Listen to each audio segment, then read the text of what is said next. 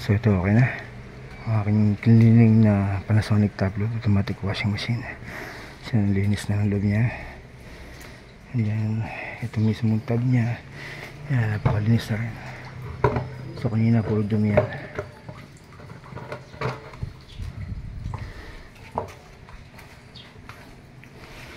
So kapag professional na technician, kailangan ay kompleto ng power tools.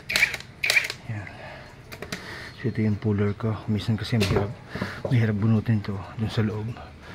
So kailangan may puller. Yan, then yung power spray pambuga. So kailangan tanggalin to para malinis mabuti. Kasi yung mga loob na to, yung mga dumi.